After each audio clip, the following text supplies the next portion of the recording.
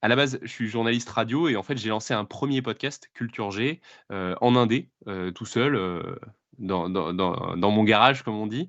J'ai lancé ça tout seul et en fait, il s'est développé progressivement. Il y a eu, quelques milliers, quelques dizaines de milliers, quelques centaines de milliers d'écoutes et puis en fait, un beau jour, tout ça a tellement grandi, que j'ai pu en faire mon métier. Donc du coup, je suis devenu, podcasteur à plein temps.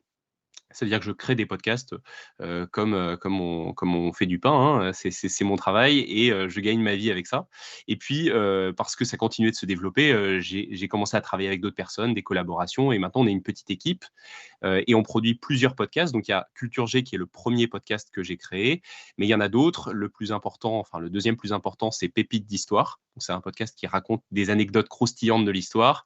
Donc c'est un format mensuel, donc très travaillé. On écrit, il y a vraiment un très très gros travail de recherche et d'écriture sur chaque sujet. Et puis on en a d'autres, Mystères et légendes, Science infuse pour ceux qui sont intéressés par la vulgarisation scientifique. Et puis petit à petit aussi, on se développe sur des nouveaux formats.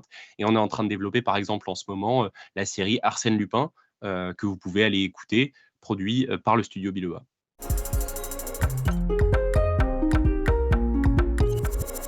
Globalement, le studio Biloba a produit des contenus qui ont été écoutés plus de 6 millions de fois. Donc, c'est-à-dire qu'il y a eu plus de 6 millions de fois où quelqu'un a lancé et écouté un épisode produit par le studio.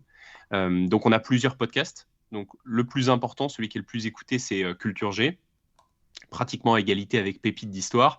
Mais Culture G, à lui tout seul, c'est 3,5 millions d'écoutes depuis sa création.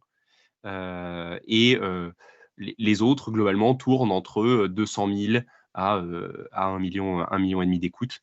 Donc, tout ça pour arriver à ce chiffre un petit peu incroyable de 6 millions, donc un cap qui a été franchi cette semaine, 6 millions d'écoutes globales, mais avec une forte croissance. Donc, on espère franchir le cap des 10 millions avant la fin de l'année 2022.